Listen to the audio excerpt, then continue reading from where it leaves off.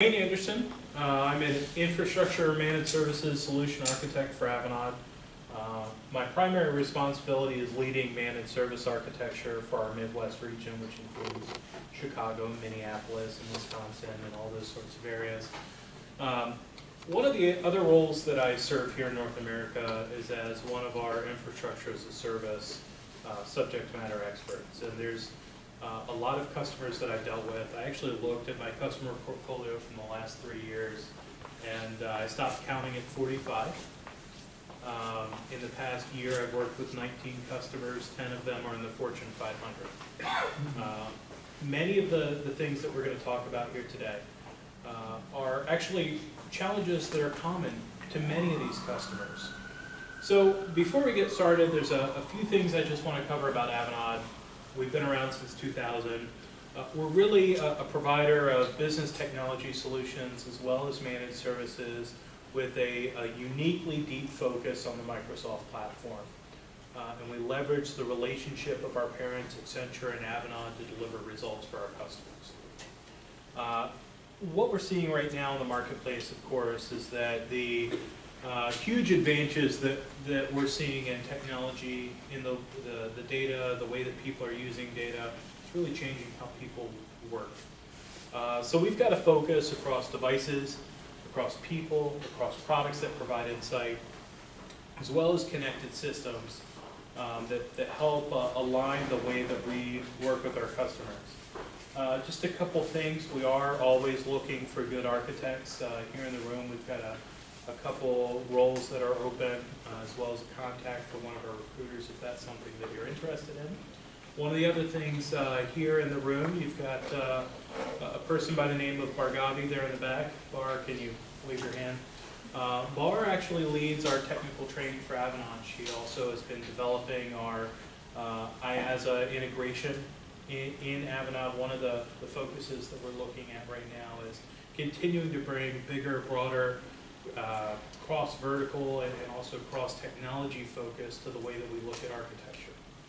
So with that, one of the common things we're looking at with our customers is this idea of IT becoming a services broker. Increasingly, there's a lot of alignment to business demand. There is a lot of interest in the types of economics, the type of features, the type of systems that IT can provide. Now, one of the interesting things here is that it erodes the role of IT leadership in some people's view. And as architects, we find ourselves at one of the major turning points of what architecture is in the industry, where it extends, how it works, who we talk to, ultimately who's involved in service decisions and service architecture itself. And so it raises a lot of questions. Questions that go from what's in the marketing and what's behind the marketing, all the way through to how do we work with vendor organizations, how does our organization or our customers, depending on whether you're an internal or external architect, how do we continue to work with them to help them continue not only this business trend, but also this rapid development of cloud technology. So we're going to cover a few things today. One of those things is we're going to take a look at some of the cloud marketing real quick, more or less just kind of setting the stage for where cloud is today, kind of where it's been. Engagement. This is one of the big things about cloud. How we talk to who we talk to. A lot of the steps of the process are slightly adapted, shall we say, for cloud. There are ways that we have to talk to people differently. There are ways that we look at things a little bit differently. But I think you're going to find that there's a lot that we're still doing in the same way as we did yesterday. Technology. Technology of the cloud. There are common problems I'm seeing across customers today. Big customers, little customers, all kinds of organizations. One of the unique things about working for Avanade, one of the unique things about working with so many different customers is seeing different industries, different viewpoints, working with customers through challenges as they get into the cloud. And I think that I personally find it amazing that some of the largest companies, the brand names that you regularly go into the grocery store and buy from, or call up and pay for your power or use to move around the country are struggling with some of the same cloud technology challenges and cloud integration challenges as the 2,000 person retail operation that just is running at a handful of stores. We'll talk a little bit about future. And what do I mean by future? Right? I'm not a prognosticator. I'm not going to go out and tell you what's next in the world of cloud. But there are some clear evolutionary steps that are relevant for us as architects to get in front of. They present an opportunity for us to recognize and to continue to work with and keep in mind as we go into our next project, our next meeting, our next discussion. So starting with the marketing, back in 2005 was a very interesting time where for the first time this idea of paying for compute, paying for capacity really was becoming viable technically. VMware in particular was working on a lot of technology that would allow you to do capacity-based motion between hosts and all this other interesting stuff that really allowed people to go from here's a way of having a sales pitch to here's some technology. At the same time, there was an exceptional amount of kind of overexcitement, if you will, in the way that some of this technology was presented. IBM back then was selling a security service. Hey, it's easy, it's cost effective, you can get this security service, and requires minimal maintenance. In fact, they even say at the end here, just set it and forget it. Right? It sounds like a bad infomercial. Well, that same year, Amazon Web Services, that was debuting a lot of their first flight platforms of the AWS platform, they came out with a somewhat similar statement for their SimpleDB product, which was more of a platform as a service offering. Very, very early example of platform as a service. But hey, it's easy to use. It's the core functionality of a database with lookup and querying without operational complexity. Well, depending on how you use it, that could be true. Maybe it's not. We move forward a few years. And as we continue to move forward a few years, we're seeing leaps and bounds in the technology behind the cloud. We're seeing leaps and bounds in the way that cloud is offered.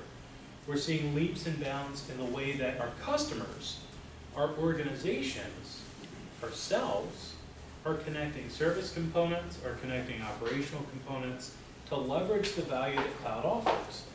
But in the marketing, in what your bosses and my bosses are seeing, they're still seeing some of the same things. Right? This whole idea, this is actually taken off of the Amazon Web Services webpage just the other day. Auto-scaling.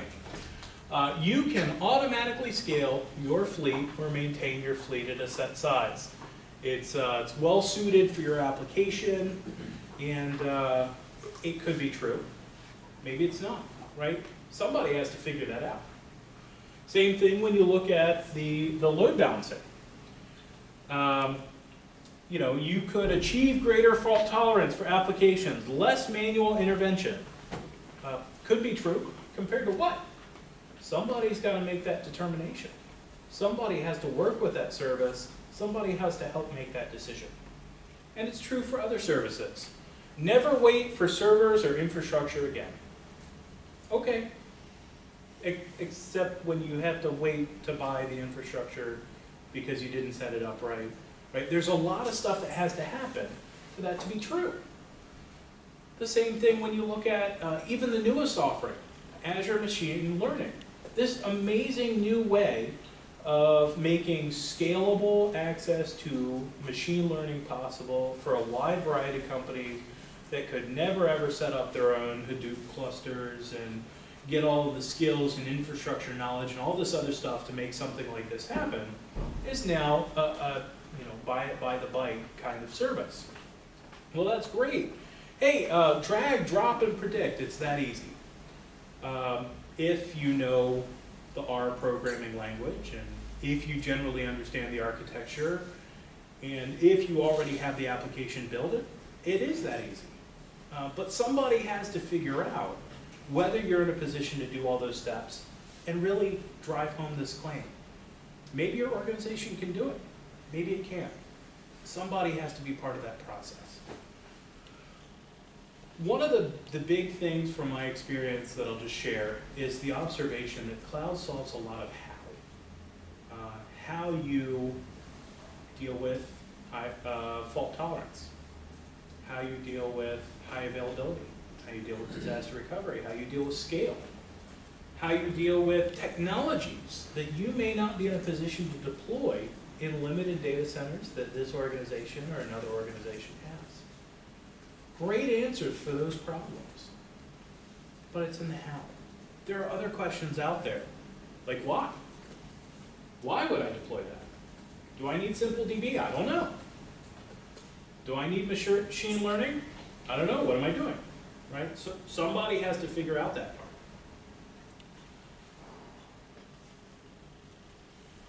part. Which gets us to the engagement model, right? We as architects have a role somewhere in this process. There are a lot of different architects in the room. I have no idea what you do. Some of us probably lead software projects. Some of us probably lead infrastructure projects. Some of us probably organize and build the way that different business processes work together. All along the spectrum at different sized companies, there are different elements that those architects play in the cloud. And the cloud continues a lot of classical engagement features of the relationships that we would have with an organization and the activities that we would engage in on a project, but it also introduces some subtle changes in where some of our considerations are and how we look at some of the problems of grouping work and thinking about work and adjusting work, as well as some of the opportunities that we have to get more engaged with the business. So when you look at an enterprise architecture, and there are 50 million different ways of looking at enterprise architecture, or really ontologies, right? Ways of grouping individual taxonomies. It can get really, really complicated. So one of the first things I want to do is I want to be real clear. We're going to stay at a very high level with this. We're going to step back a little bit, right? Typically, I see some of the same categories of challenges that customers have when they first start to deal with cloud. One of those things is, of course, the business. There's business problems. There's a reason that they're looking at the cloud in the first place. Defining, understanding, grasping what that is. Second one is capability. Do I have skills? Do I have people? Do I have enough people? Can I get enough people? What happens if I put another application in the cloud? Will I have people then? Do my people have skills that translate to this new cloud platform? There's a lot of stuff that's in that capability box. Same thing with systems. The systems, the technology itself has to be obtained, has to be used, has to be integrated. There's work that has to be done to make use of it. Very seldom do you come across an application where you just lay down your credit card and tomorrow you're ready to go. Normally, at bare minimum, somebody has to connect it to something or put some data in there, or they have to configure the application. Hey, let's create some users, right? Some sort of work has to happen in the technology space for cloud to be possible. And then the other thing is the process. Some of those are maintenance processes. Some of those are deployment processes. Some of those are business processes. But process has to be wrapped around the things that cloud is deployed. Remember that cloud was how. Here's the thing. Cloud is not business aware, right? The cloud exists. It doesn't know about your capability typically. It knows something about your systems. Your processes, it fits in. It doesn't necessarily know how you work. Doesn't know how you're going to work tomorrow. Has no idea how you worked last week. And then the final thing is, cloud knows nothing about your business. And that's the most critical piece. When you go out and you buy a cloud platform, it doesn't know what your business units are. It is business agnostic typically. Now it's customized for businesses. It's customized for specific use cases. It's integrated with things that could be business aware, like line of business applications. But it's important to realize that the people in this room, the architects, are what brings the context of these different elements to cloud. And that doesn't sound so revolutionary. It's the same thing we were doing for technology systems last week. Same thing we were doing for systems last year. Same thing we were doing for businesses 5 years ago. It's important to start with that basis. Cloud solves the how. It doesn't solve the why. It doesn't solve the what. It doesn't solve the for who. We have to bring those elements to a cloud project for that cloud project to continue to have elements that set it up for success. The other thing is, the cloud is a very interesting thing in that a lot of the early adoption kind of left this whole idea of metrics out of the equation. And it is very challenging once you get any sort of deployment, and cloud is no different, to go back and try and add instrumentation after the fact that allows you to find out how your systems relate to your operations, how your operations relate to your business, how your systems relate to your business, right? Forming all of these data relationships after the fact can be a very expensive and complicated project, very, very difficult to do. So understanding up front, having some way to measure, do I have the right capability for the systems that I deploy? Do I have the right capability for my business? All of those things that we've ever done in a traditional software or infrastructure or business project, they still apply when a cloud service exists. Even if it's something like software as a service where you've bought into a pricing model where someone else is taking care of the infrastructure, someone else is taking care of how the software actually runs day to day, we still have to understand whether the capability is there and can be used and can be applied effectively to solve whatever the business problem is. So when you look at a project itself, and what I've tried to do is there are so many different ways of structuring a project. I've taken a very generalized view of the software development lifecycle to define the steps that I use here. Your involvement with cloud typically does not start in the prioritization process.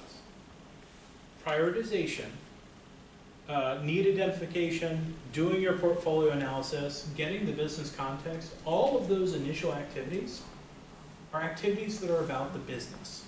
It's not about the cloud, right? Those are the things that are the drivers that help you figure out the what and the who and the why that get you to how. The how comes in very quickly thereafter, but you have to ask those questions and get the semblance of the first steps of those answers before you get to the how, before the cloud comes into play. Cloud starts here. Cloud starts with planning and analysis. That's where you come in and you say, you know what, we have strategic goals. And part of those strategic goals could be things like, it's time to get capital off the books. It could be, hey, we've got a platform that's already partially deployed to XYZ vendor, and we need to maintain parity with skills that we already have, minimize investments in new skills. Well, gosh, we already have this vendor, let's continue to look at that vendor. It's in the requirements analysis, it's in the design specification, where you're starting to bring the high-level conceptual view of how the business is going to operate, how the systems play into that, how the capability gets developed around it, and kind of the initial cut of the business case, right? Somewhere in here, you have a pretty good idea of what you're going to in the cloud. And the people here, again, are the ones who are driving those discussions. Those are responsibilities that we have as architects. Amazon can't do this for me. Microsoft can sort of do it for me, right? They have Microsoft consulting services. But I'm still the expert on my business. You're still the expert on your business. And that kind of expertise is critical to whether we end up with a great technology platform that solves nothing, or whether we have something that has good alignment to the business unit. The design, development, and build process, by the time that you get to this point, typically you're going to be very far along in the identification of relevant cloud vendors, products, integrated workloads. But before we get there, there's one thing that I want to just emphasize. This is an anti-practice that I see a lot of customers doing, and I just want to put it out there, if for nothing else but discussion. Beware vendor-based requirements. Saying, I have stuff on Amazon Web Services, therefore using Amazon Web Service is a requirement, is very poor practice. What the true issue that underlies a statement like that is, maybe I have skills that I've already developed on Amazon Web Services. Maybe I have data that's already in Amazon Web Services. So the real requirement there is that I need to have fast access to my existing stores of information.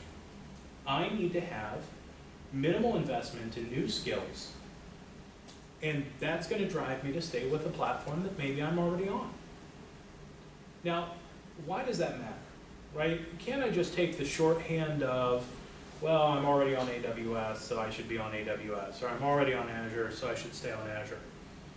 Well, the problem comes later on when you're doing evaluation of whatever you've deployed, or when you're looking at continuous improvement, or let's say that you decide to change providers. You no longer have traceability or ability to reference what your original requirements were that drove you to make a design decision, because all you've got in that place is a shorthand.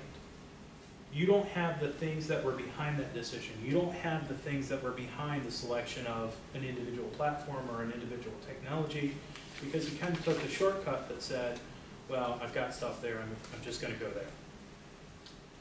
there. Once you've got your build, of course, that gets you to actually doing the implementation and all of the technical wrench pulling and turning and everything that happens, whether that's working with end users in the business and saying, hey, here's how things are going to work tomorrow. We're changing the address, or things are going to look a little different, or maybe it'll work a little bit different. Or it could be some serious heavy lifting of developers and infrastructure experts actually putting things in place, and it gets you to support and operations. So I'm going to make a controversial statement that by the time that you get to support operations and then the evaluation cycle, cloud actually generally stops right before support and operations. But I'm going to qualify that. I'm going to say ish. Cloud stops here-ish. And what I mean by that is that depending on the way that you're using cloud services, depending on what you've bought, who you've bought it from, different types of cloud services have different extensions into the operational arena. Some cloud services are a highly intelligent platform that we control the implementation, aggregation, construction, engineering, long-term operations of. Some cloud services have high-level support teams that truly can be integrated in the way that we as an organization provide service day-to-day to our customers, whether that's end users, whether that's some sort of third party. So it's important to remember that just like cloud really didn't extend into the first steps of the process, by the time that you get to support and operations, that's where we get back that complete ownership again, right? There are parts in between where some of the technology platform could be owned by the cloud provider. Now, it's up to us how we arrange it, how we fit it in, what fits into the cloud, what it integrates with, how it works, whether it's the right fit in the first place.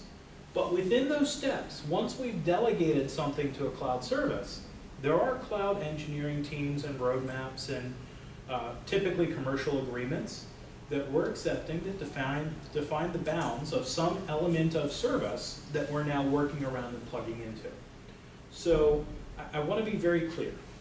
The steps from the initial cloud boundary, right, in the plan and analyze, To the second cloud boundary that we have just after implementation, we don't abdicate our responsibilities in those processes. We are still consuming cloud services, but we're integrating it with something. We own the overall project, we own the way that it's architected, and we own the way that it integrates and ultimately solves a business problem. Once we get into support and operations, and then evaluation of the deployed platform, that's where we have complete responsibility again for the way that the organization continues to work with the cloud vendor, how we look at the deployed cloud applications or elements, if you will, and how we integrate them for long-term support. One of the common places that I see customers unfortunately stumble into is actually in this operations arena. We're going to spend a little bit more time there. So, I think it's also important to look at barriers to the cloud. And Accenture Research did a survey and report in 2013, and these are the key barriers to the cloud that really were showing where customers were having challenges making cloud purchases. One of the big ones is data security and privacy. Figuring out how I handle PII, figuring out how I work with identities, figuring out how I work with access management, figuring out what my commercial agreements are that govern those processes. Legacy applications, we all have them. But particularly in government, health, retail, some sorts of financial services, as well as utilities, they happen to be a very strong area of the environment. Another thing is regulatory compliance. For certain types of regulatory compliance, it can be very difficult to understand how a cloud provider fits into the regulatory structure, what kind of responsibilities they have to take on, and to figure out what an adequate commercial agreement was with that sort of cloud provider. That can be one of the toughest things to figure out in contracting, because obviously as a consumer of a cloud service, I want them to sign up to support me in the way that I need to be supported, but at the same time, it's not really in their interest to take on liabilities that relate to my compliance. So that is an area of turbulence that we see all the time. Conservative IT adoption, this cloud thing is new, and it represents risk, and it represents change. And we're comfortable letting other people cut themselves on those bleeding edge projects. That is a mindset in some industries, in some companies, in some IT units, in some managers. And it does have an effect on cloud purchasing. The other thing is unknown reliability. It's great if I have a piece of paper that says somebody's going to give me a certain number of nines of availability. But what really does that mean? When your platform falls down, Mr. Cloud Provider, are you going to somehow help me get back that revenue that I just lost because I was down for 3 days? Probably not. Most service credits and so forth that you get as part of a cloud provider, you're not going to make up for those faults. And that can be a big issue financially for customers that are looking at putting important systems on cloud providers. They say, well, gosh, what if it falls down?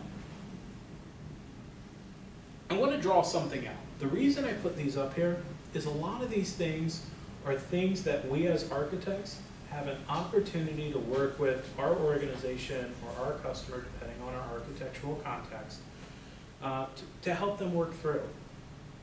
Help figure out how legacy applications relate to new cloud services.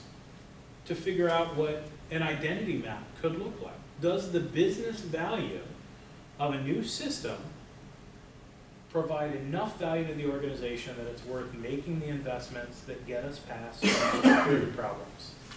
There are ways out there. There are applications out there. It's all solvable at a cost. We have to figure out whether that cost is worth it. Some organizations it might not be yet. But there's a cost to that decision as well. Yep. I don't see the unknown reliability as one of these barriers, because any other solution aside from the cloud will have to have an unknown reliability. You cannot have a solution that you cannot guarantee like the system will fail at some point. Well, sometime. Perception is reality, right? Right. So Office 365, very reliable solution. Right. But there was a time when it was first stood up where Microsoft suffered several outages. And they were very large-scale events, very unpredictable events that would be challenging for any organization, even someone of Microsoft's size, to control, given the level of complexity that it takes to do true multi-tenancy. But for a while in the marketplace, you would go in and you talk with a customer about whether Office 365 was a fit for their organization. And IT managers, you know, people who are very senior in the purchasing decision, who saw jobs and so on being threatened by this new development, would crack these jokes about Office 361, right? And once the laughter in the room kind of subsided, the reality was that that problem that they're looking at was kind of a one-off event. But guess what? If my email's in Office 365, and I don't have a way to fail over and I can't get my email for a few hours, that's going to leave a scar tissue in my brain about that massacre day that none of my people could get to email and I had no workaround. About the day that the CEO himself called my desk phone and said, where is my email and when am I getting it back? And I couldn't give him an answer, right? The reality is that some people see those events, some people have those experiences, and whether it's true that that is indicative of future performance, which it generally isn't, right? Just having that scar tissue in the industry actually can be an inhibitor. Google Apps had the same experience. In fact, just the other day, DreamHost, a relatively commodity hosting provider, had just a complete freak accident in their traditional hosting model where one of their power components completely went offline. And it was one of the few components that did not have a backup. It was a physical conduit, right? How is a copper wire going to fail? Well, it did. Stuff like that happens. And people see things like that and they say, well, what happens if that happens again next month, next year? We can architect around problems like that to a certain degree, but it actually gets into something that I'll talk about here in just a few minutes. So let's talk about technology. And I'm lying a little bit. We're not just going to talk about technology, but it's about how the technology of the cloud relates to some of those other pieces that we looked at, right? That systems piece down in the corner has a heavy relationship with operations. It has a heavy relationship with business, has a heavy relationship with capability. And we have to understand how those relationships work, how to manage those relationships, how to structure those relationships to be successful with cloud deployments. Those, again, are responsibilities that we as architects have. So security has to be something that is integrated into the platform from the start. Security is one of the biggest inhibitors in survey after survey, analyst after analyst, talking to customers, talking to CIOs. Security is coming up every single time. It is a challenge that I solve for every single customer that makes the move to the cloud, because every single customer has to figure out the answer to that question, right? How do I keep my data secure? How do I deal with identity in the cloud? How do I deal with introducing new vendors? How do I deal with the additional operational processes, et cetera, that could be leaking points for my data? And when you look at kind of the three-step maturity model, and this is a very simple maturity model for how you look at cloud adoption, going from the early adoption standpoint, well, we're going to look at cloud for this project over here, maybe it fits for this component, to widespread use. Widespread use is where cloud technologies are integrated into the service landscape.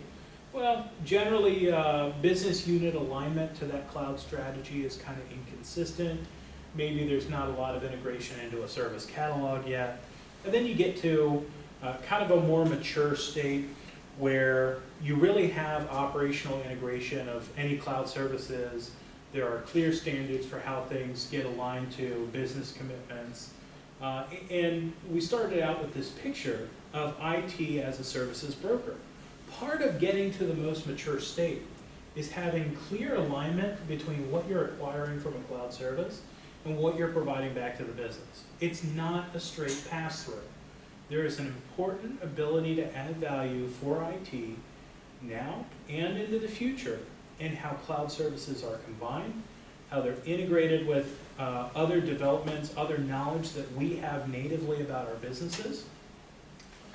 But making the jumps between these steps involves handling some of these barriers. And security actually can be a barrier.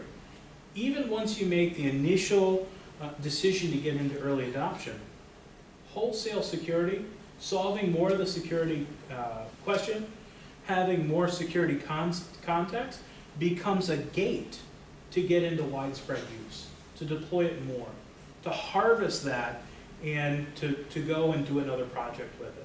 It becomes a gate again to integrate it into your process.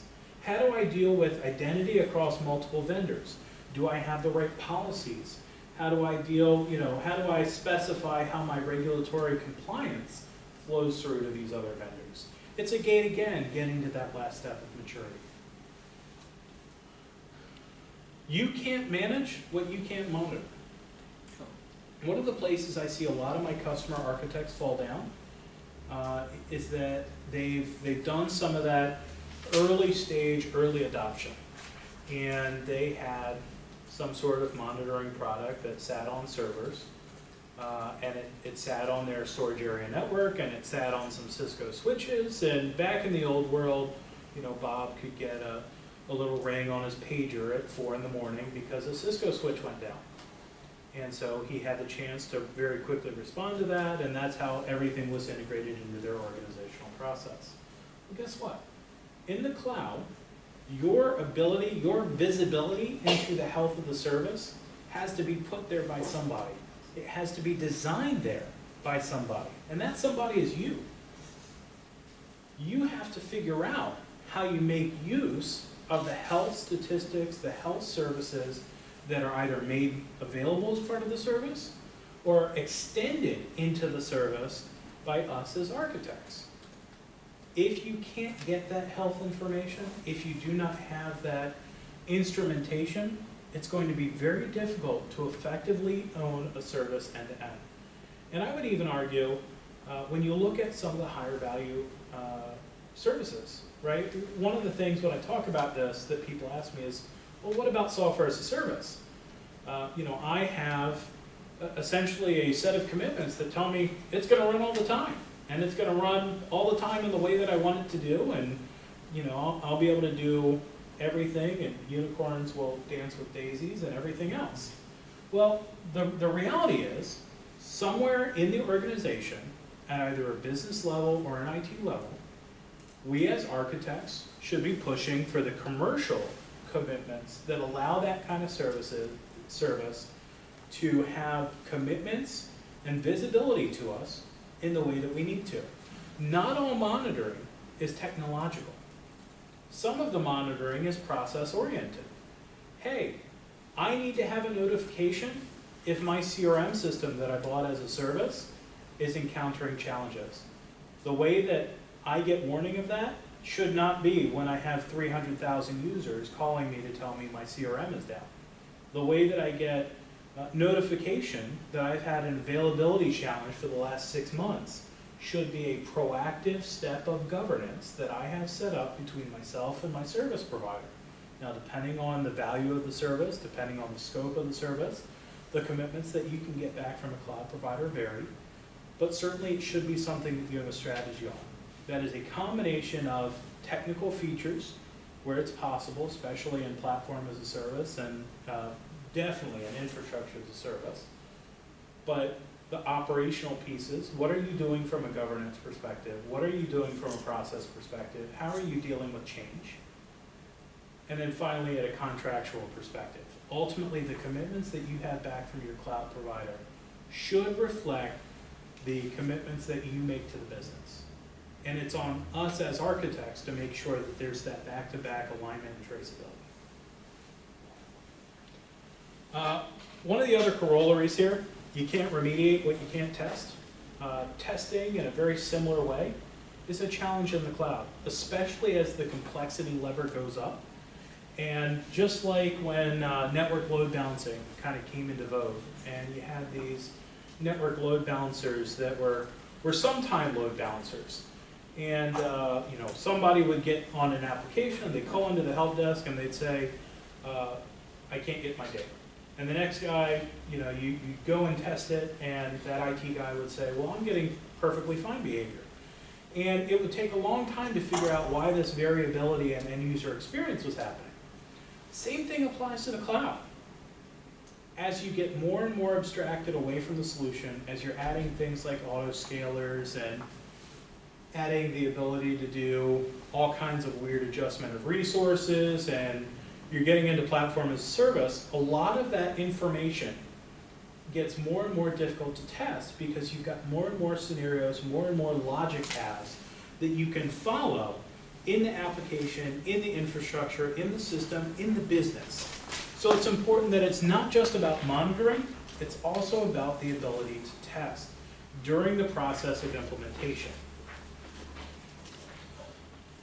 One of the things that is very interesting is that a lot of the work that we do with the benefits that cloud provides, things like high availability, disaster recovery, it's all done at the workload level. So you start with this platform. Hey, I'm doing this thing that fulfills a business function that I'm architecting in a certain way with business processes and all that sort of stuff at a very high level.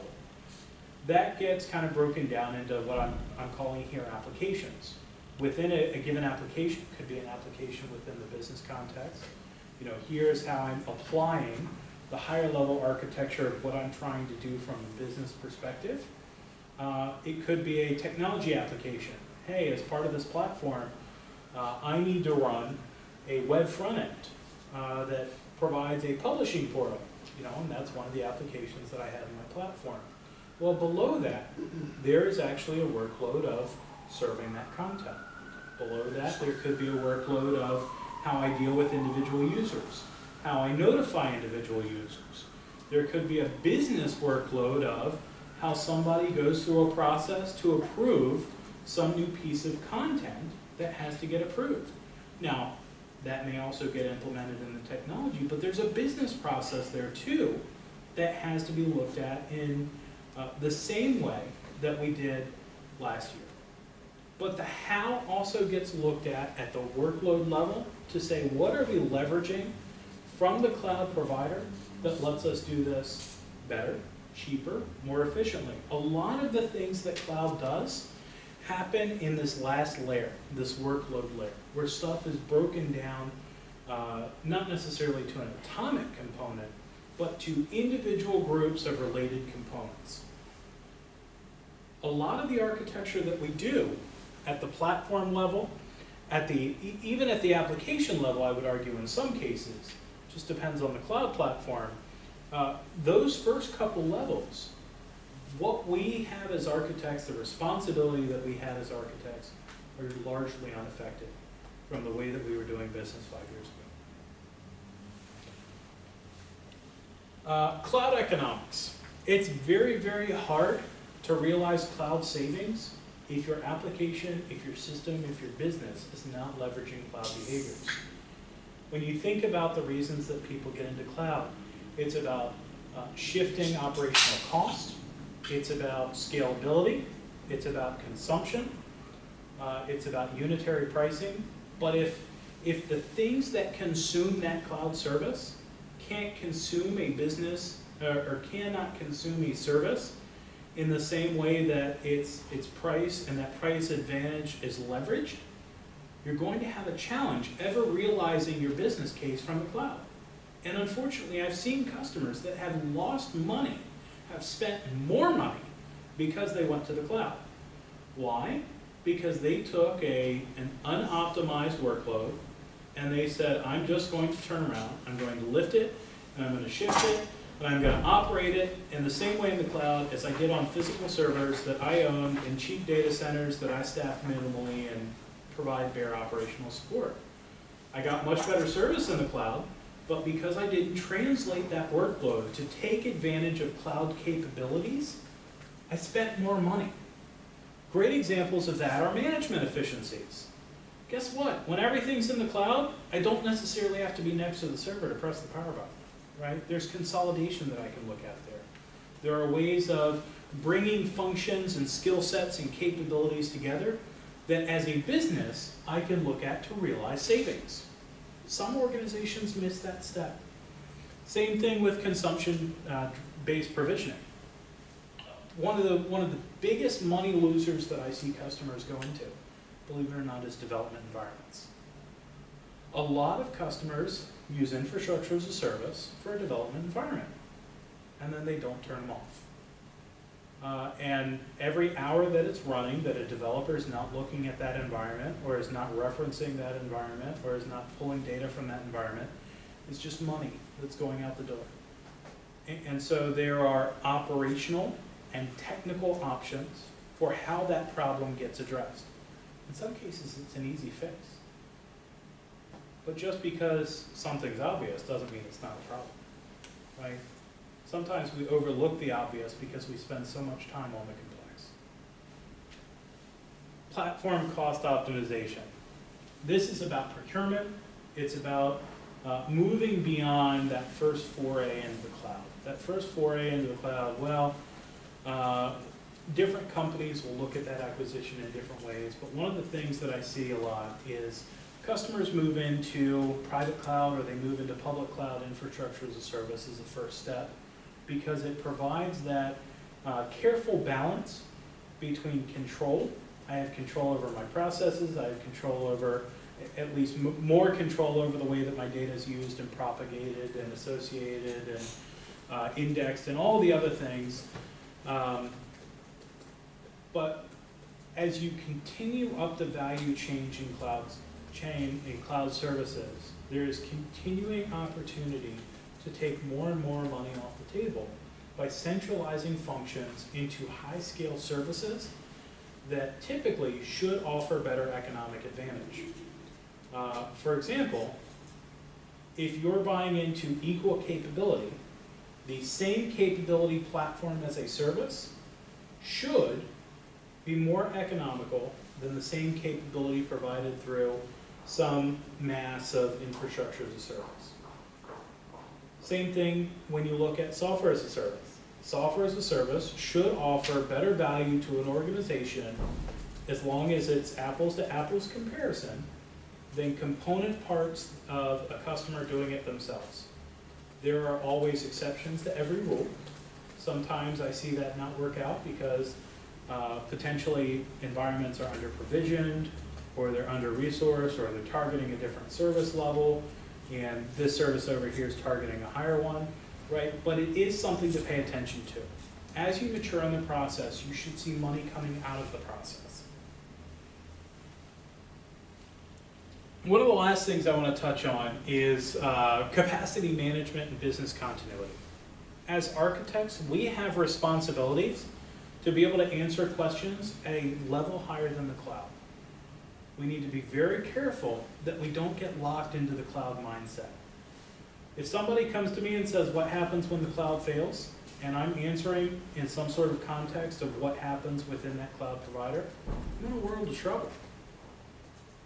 A lot of customers haven't had those conversations, even large ones.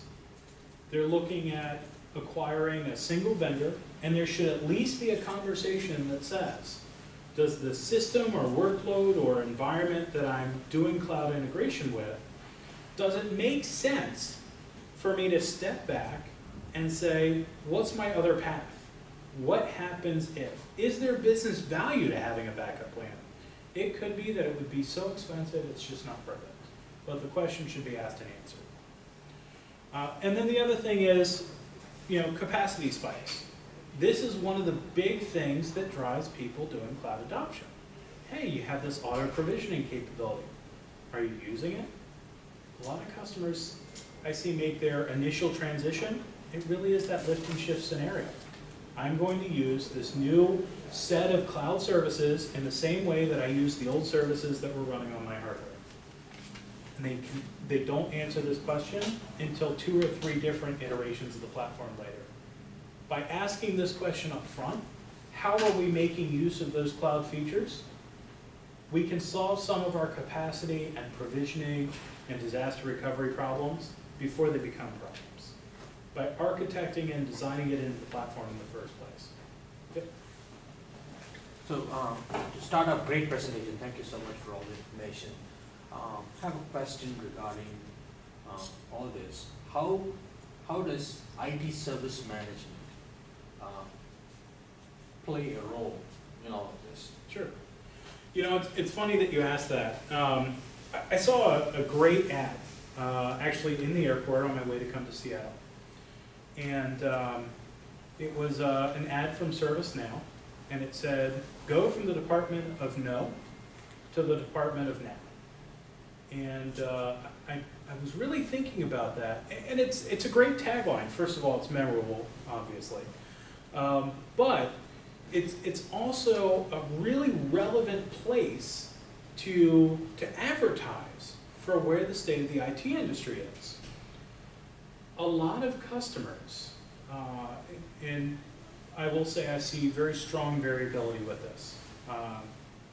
I can't come to you and say that customers above 30,000 users typically have good service management. Right. My experience has actually been one of the biggest customers I've ever worked with is one of the worst processes I've ever seen.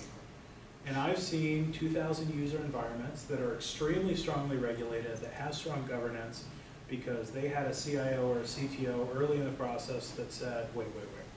Before we get too far down the road, let's get our feet under ourselves, let's do something a little different, let's spend some money, and the board of directors said, let's go do it. IT service management has a very strong relationship, and a strong relationship both to the positive realization of cloud savings, as well as a realization of challenge. One of the things I like to tell customers, and I was in front of a retail CIO not too long ago where I told him this, is that the adoption of cloud services often forces internal maturity. And that sounds counterintuitive. You know, gosh, why, aren't I buying someone else to have that maturity for me? Well, sort of, maybe. Depends on why you're buying cloud and what you're buying. But internally, you have to have some way to align what you're buying from a cloud service with what you actually need from an application and platform and operational perspective. How do I know that 99-point-something% availability is enough? Once I get it into operation, am I getting it? Am I offering it? Am I meeting my internal promises to my business units? Maybe I am, maybe I'm not. Right? But it's my service management process, my service management catalog, that has a very big role in identifying how those workloads get to an application, get to a platform, that get to a business relationship, that get offered to a customer, and how I'm meeting that customer need. Right? Traceability is still key. Have I met my constraints? Well, hopefully. Have I met my requirements? Well, I darn sure hope so, because if I'm not, right, there's no use in me having the cloud platform in the first place. But that gets expressed as a service catalog, and it gets operated daily as two things: a set of service management process, as well as a comparison against the commitments that are in that catalog, aligned to individual services. Does that help? Yes, totally. Great, thank you. Which gets us to the future. A couple things. So there is a very, very strong business drive for CIO and IT alignment to business-driven priorities. This is emerging in a trend of shadow IT. It's also emerging in a trend of budget moves. It's also emerging in a trend of reporting relationships. Something on the order of 40% of CIOs report to roles other than the CEO right now. They report to CFOs. Sometimes they report to other roles, COOs. And often that reporting relationship can actually be a kind of a little window into where the priorities of that company are. It's something that I see quite a lot given the number of customers that I work with in a typical year. One of the other things is, back in 2010, as early as 2010, Gartner actually recognized this shift 4 years ago and wrote a document expressly on this. Best practices to proactively engage the business in data management planning. Right? Customers, and whether that's your internal customer or some other organization, they're seeing consumer technology, right? Consumerization of IT has been around for years. But they're also seeing capabilities that other vendors have in the marketplace. They're seeing capabilities that other businesses have. They're seeing innovations that are in news articles, and they want that. They have ideas. Ideas are no longer about the solution group that sits over in this little cube farm over here, and all ideas that are blessed by the company must come out of this cube farm, right? We're seeing innovation become more of a company trend. And when you have that, you're seeing investments that comes out of individual business units rather than just that solutions group. It's not as clean. You have to plan for that shift. You have to get in front of that shift. And for us as architects, it's actually an opportunity. We develop business relationships early. We have the opportunity to engage the business, to learn more about it, to learn about how it functions, to align ourselves to it. That's how we get in front of it today. Big data. Big data is today. Analytics is today. I see a lot of people still discussing it as future. It's not. It's today. Yesterday it was future. Today it's today. There are a couple things to keep in mind though. Internet of Things is still kind of stumbling along. That is, I would say it's a mix. Some industries, believe it or not, have very strong introduction of Internet of Things. Caterpillar. Did you know that every Caterpillar tractor that's sold in certain lines right now has a little puck about this big that sits on top of that tractor? And what that little white puck is actually a GPS positioning disc. And so the construction industry, believe it or not, has hundreds of thousands of these tractors running around with GPS markers that say, here I am, here's what kind of tractor I am, and what business I'm registered to. And that information is being analyzed and being fed into machine learning, and it's being fed into engineering algorithms. An industry that we look at as having relatively simple mechanics is anything but. There are entire multi-billion-dollar companies that do nothing but put out products related to all of this information business in construction. That's an incredible opportunity. It's big data in an area that we probably don't think of very much. It's Internet of Things today in the industry being used in a very useful, commercially viable way. Do I think that every light bulb in here should have an IP address? I don't know. I don't know what you're going to do with that data. I'm not sure where that's going to go. And that's going to lead to another trend, the pendulum swing. Anybody who's been in IT has seen this trend where we get involved in a certain model and then we swing away from it for a while, right? And it's kind of a macro thing. It's not really true for all companies, but I do believe that we're going to reach a point where you're going to go kind of through the Gartner hype cycle. You're going to get to just the ridiculous expectations of big data, and then you're going to get into this trough of disillusionment, where the pendulum is going to swing the other way, and you're going to say, do we really need all this data? Right? And so there's going to be a trend of recognizing what's useful, and that's what's retained and stored and analyzed. The trick is figuring out the logic to figure out what's useful and what's not. It's really an experiment right now. Yeah. People really don't know where it's going, and you can say the same of technology, Mm-hmm. or any new technology. it's a matter of figuring out where it fits. Yep. Just because you can do it doesn't mean you should. That's right. Yeah. I'm sure I can get an IP address on my lamp right now. I'm not sure why. Right? And I think that we've got a lot of technologies that are out there right now where we're going through that process. Well, great. I'm glad I can do it. Why again am I paying you extra money to be able to do that? Well, think about back to a time when there wasn't e-commerce. Yeah. Okay? And everyone was speculating as to how consumers were going to use e-commerce Yeah. to purchase. And they were right in some ways and we were wrong in others, you know. Yep. Absolutely. So it's the same sort of thing, just, I think right now, I think what I've seen, organizations are almost paralyzed, but they're choking on the data that's coming through. Absolutely. And it costs them a whole lot of money to have it. Well, and I think it's funny because some of the best sources of experience that have been dealing with a lot of these complex problems for a long time actually have, I would say, moderate ability to share their experience with the industry because it's competitive advantage. Yeah. It's things like search engines. Google's been dealing with this problem for a decade or more.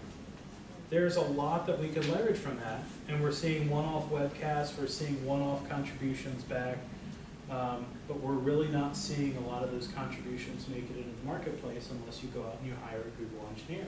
That's what people are doing. They're hiring people who have experience at Google, at Facebook, and everything else, and it's an extremely expensive way to integrate that knowledge. One of the other things is cognitive computing. One of the things that I am very passionate about right now is the future of the Oculus. I can envision a tomorrow where a couple of camera points and this thing on my face can allow me to look up, point at something on a screen. I can move my fingers in front of myself. It will read where my fingers were and put text in this window that exists only in my face. You can't steal my data because it's in my face. I've got 6 screens. You can't see 6 screens. Again, it's in my face. There are so many things that I see that technology being able to do into the future, tracking my movements, virtual haptic interaction. There's a lot of crazy things that are going on that when you connect them with big data, it's new experiences. It's new ways of visualizing data. And it's not just about that kind of visualization of data. It's also about how you query data in the first place. Siri is a great example of that. Siri is an interface to a massive world of data. And it's data that's defined by applications, it's data that's defined by pre-configured platforms, but it doesn't have to be. Right? At what point does natural language become artificial intelligence? Depends on the data set. Doesn't that also alter the landscape of what we call search technology today, because of the fact that Siri, using Siri, you brought up a great point here. So you have mobile devices, that's another paradigm shift that's happening today. So mobile computing, and then you have applications like Siri. I don't have to depend, I don't even know Google search engine anymore. Can use Bing, it can use anything to get information. So doesn't that also alter how companies like Google and other guys, Yahoo's, do their business now? Well, sort of, right? I could make the same argument using email. Doesn't the advent of Office 365 make every email server that's ever existed